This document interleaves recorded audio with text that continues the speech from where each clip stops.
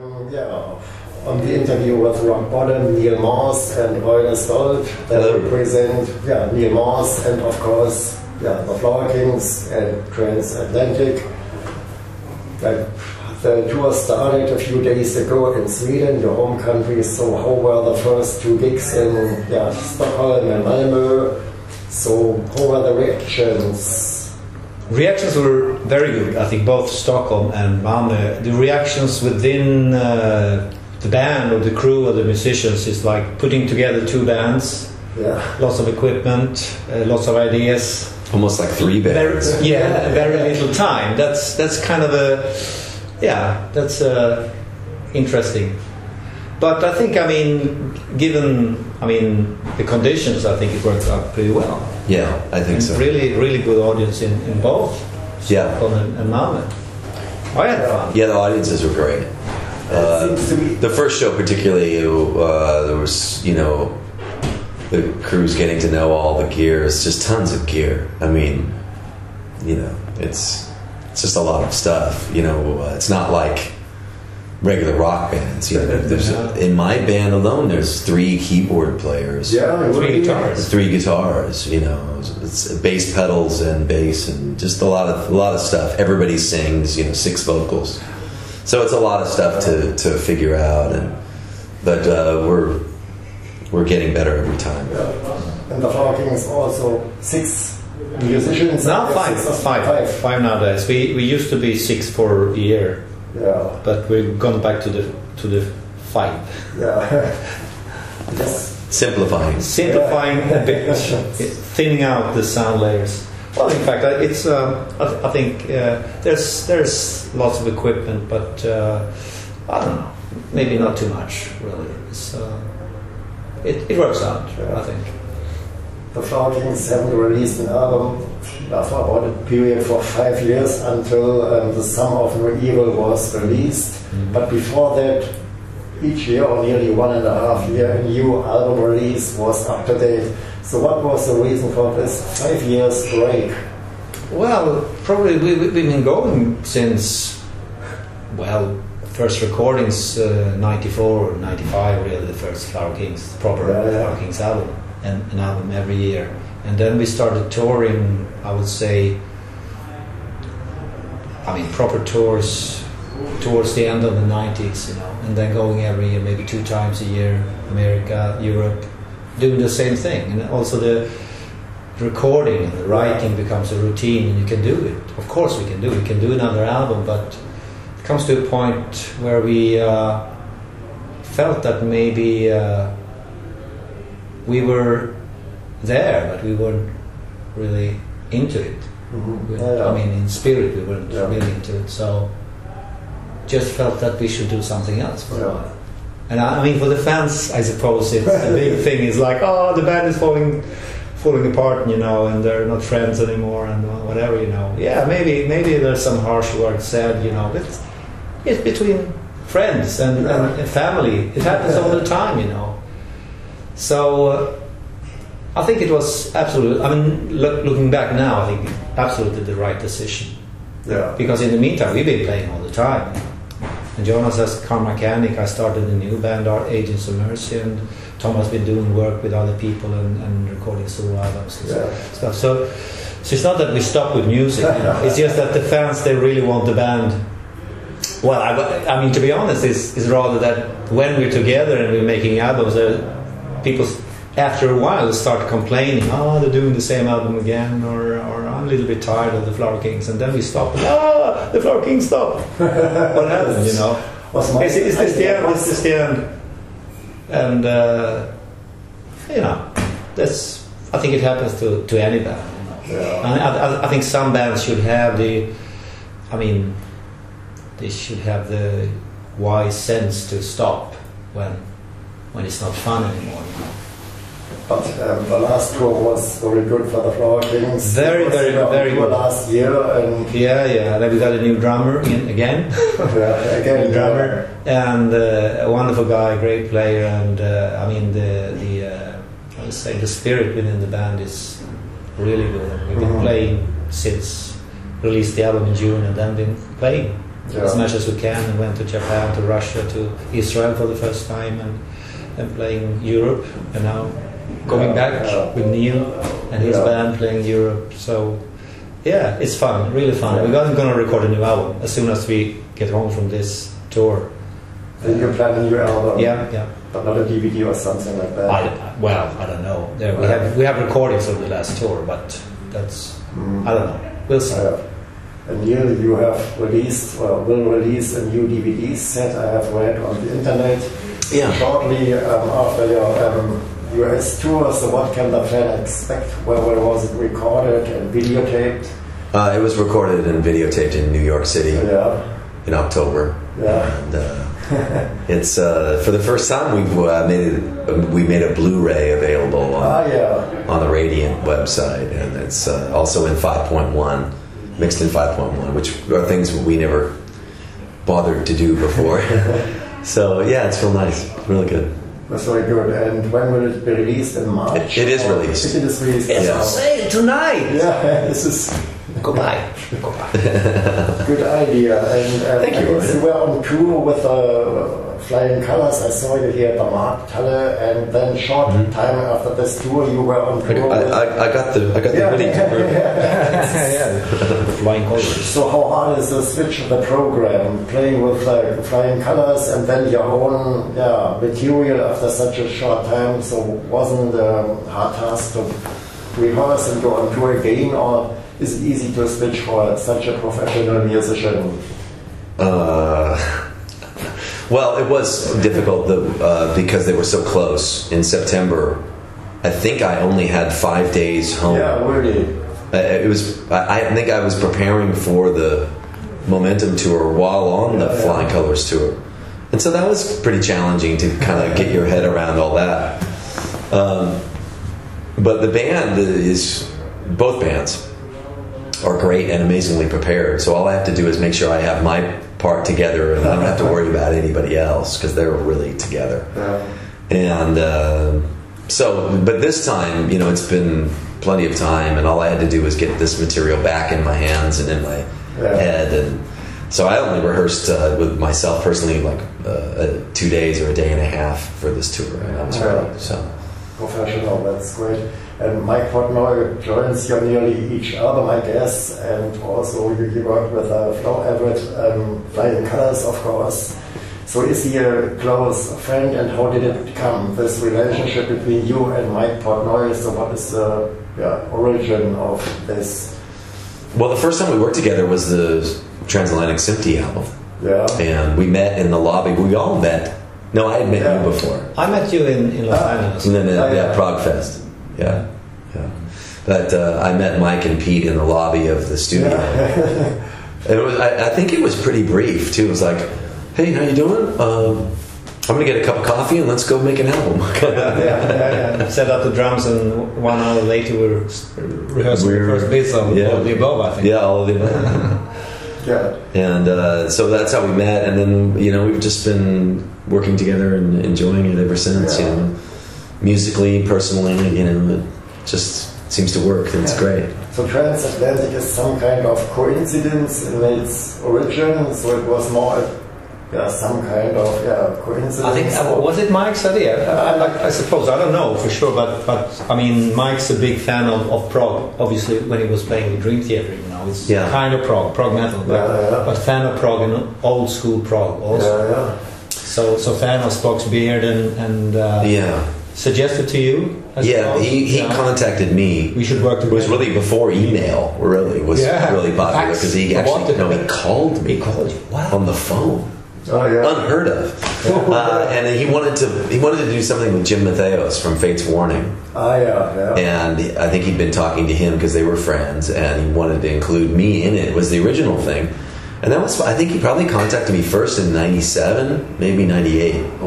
And then that didn't seem to work out. And then he called me maybe 6 months later and said, Jim Mattheos isn't really working out. You got anybody else in mind? He said, well, what about the guy from the Flower Kings? I think the Flower Kings are like the best new prog band out there.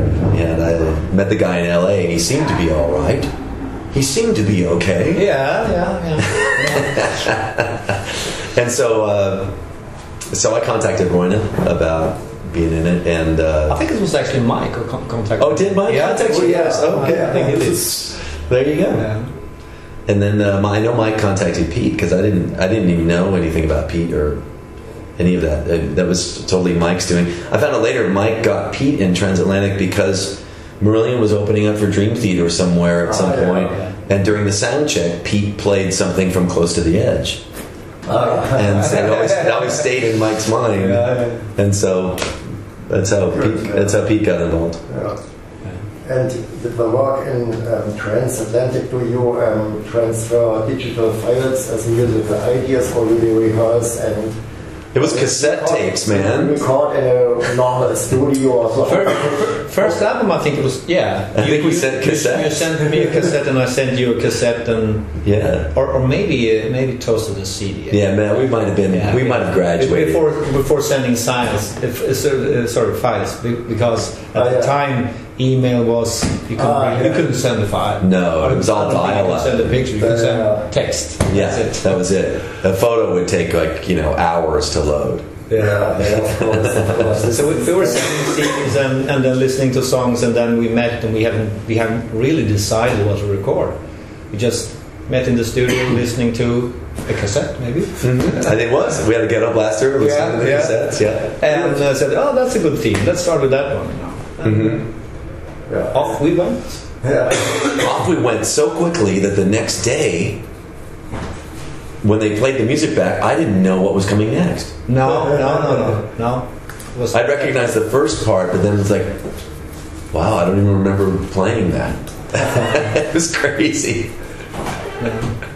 It's amazing that it came out as good as it did. Yeah. We haven't decided the end. There's no master plan, It was just we worked on themes, and up till the point we said we're probably coming to. I think maybe Mike had a sort of a secret plan to make it a long song, the first one, Oh, remember he kept saying, we gotta go past 30 minutes. Yeah, I did some echo thing, and they said, oh no, leave that in. We were passing the 30 minutes. Right? Yeah, let it go for 2 minutes. Yeah.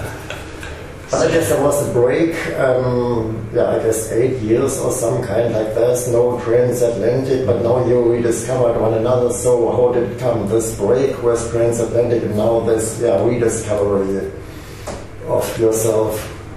I think that was really my thing. I'd quit Spock's, I felt to quit Spock's, and then I thought, I guess I probably should not do Transatlantic either. I thought it would be sort of maybe an affront to them, you know. Yeah.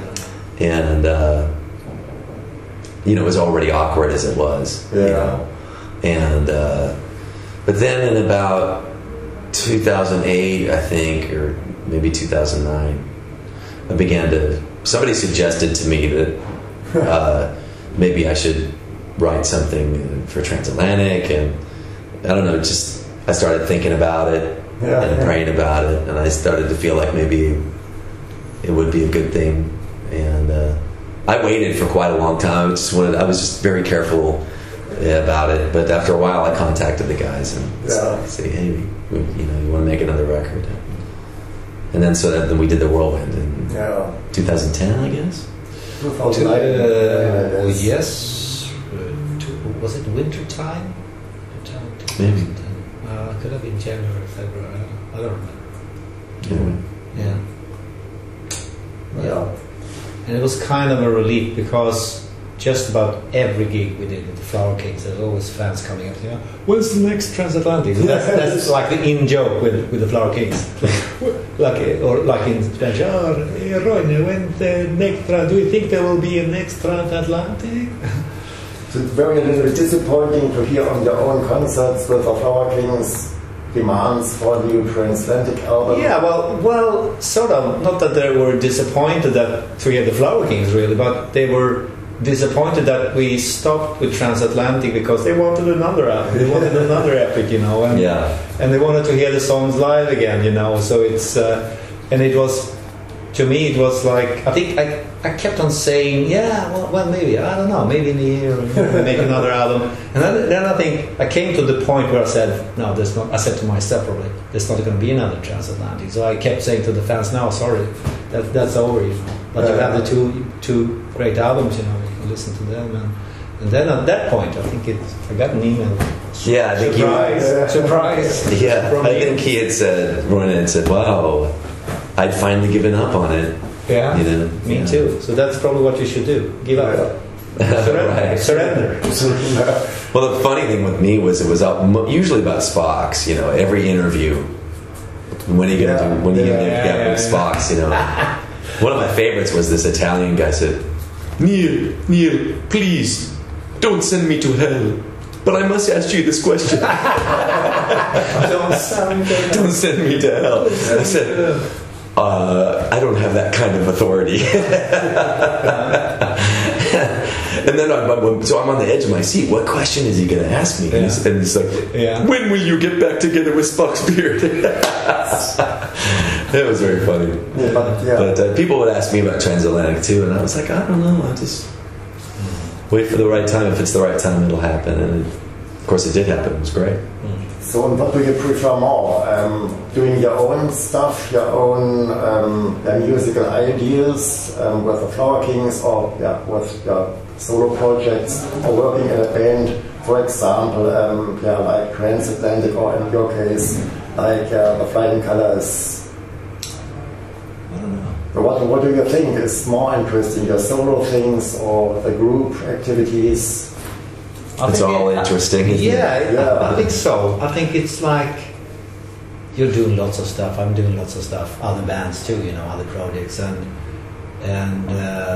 I don't know if I wanted to be in the same band, just one band for a long period of time, 10, 15, 20, 25 years, like the Rolling Stones or something. Mm-hmm. Playing the same old song, you know, or playing Horses No Disgrace one more time.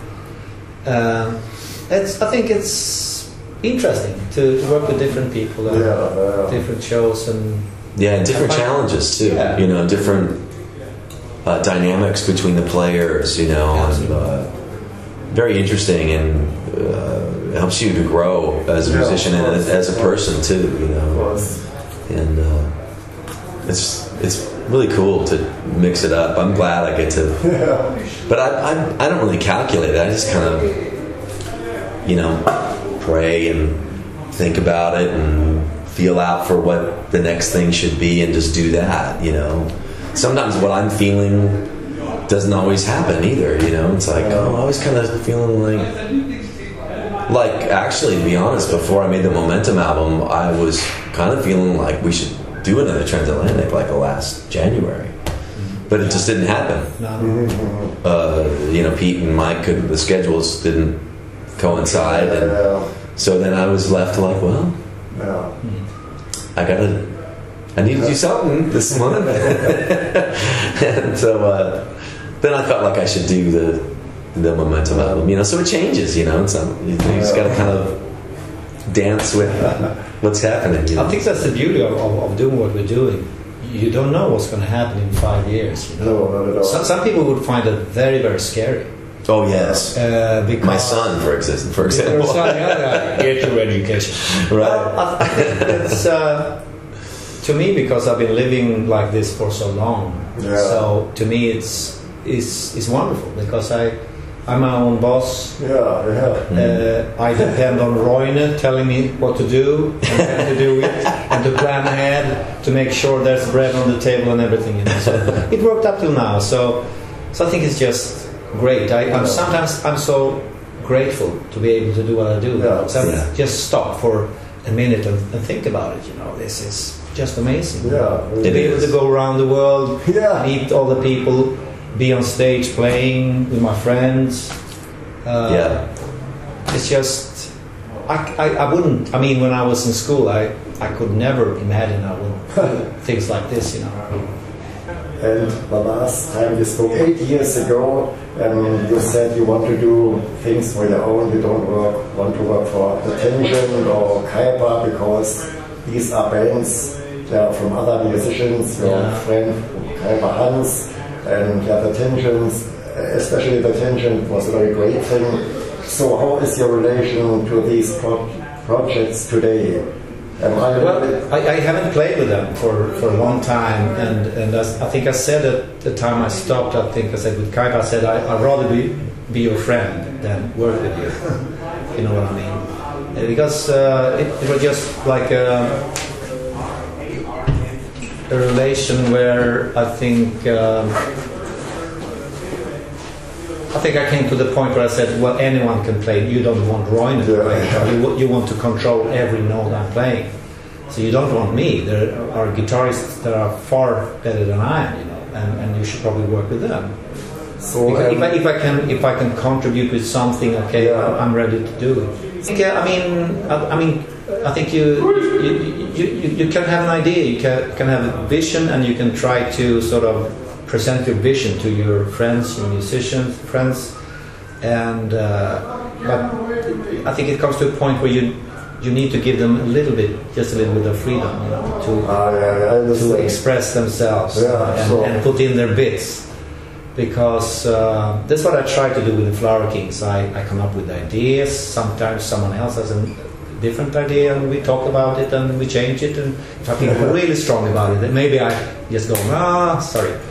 But most of the times it's okay, let's do it this way. Or they may even come up with things that I haven't thought of. Okay, oh well, that's great. Good, yeah. So I think that's in every working relationship. I think there should be a certain level of freedom of expression, because I think the kind of musicians I mean, looking back in rock history, the really strong characters. I mean, people like Jeff Beck or Jimi Hendrix. You know, can you imagine them working in a band where someone tells them to play this and that? Just doesn't work. No. Or play. Tell Miles Davis to play something. You know, that he don't like us. It's not going to happen. You know. So, and I think that's the greatness with these people, you know. So I just try to keep that in mind. So, I mean, that's probably the reasons I stopped working with these people. You know, and also I had too much to do with Flower Kings. And in your case, the relationship to Spock Spear today, do you have any still contacts with your brother, of course, I guess, and the other guys from Spock Spear? Is there a good relationship today? Yeah, we played together at High Voltage a few years ago. Three Rivers Project, we played the Light together. It's not Project, Three Rivers Festival. Right? And I co-wrote some songs. My brother had asked me if I would get together and write with him for their new album. So their album's coming out next month. I co-wrote a couple songs on there. It's all good. The new Spock Spear album, yeah? Yeah, the one that's coming out. Oh, yeah. But you didn't contribute any musical parts, or? Yes. Just you composed ideas, or did you sing, or some kind like that? I didn't sing. No, I did just composing. Yes. Oh, yeah. And we co-wrote. My brother and I just sat together and Okay. Do you have any further things to mention to the prog rock world? Wow, the whole prog rock. Well, how many hours do we have? Right. 0, right? Yeah. How much memory in your flash memory? Oh well, there's I don't know. Nothing. Yeah, I don't think so. I'm good. Yeah, I'm happy. We love you. Thanks for listening. Yeah, thank you very much for this nice interview, and you will get feedback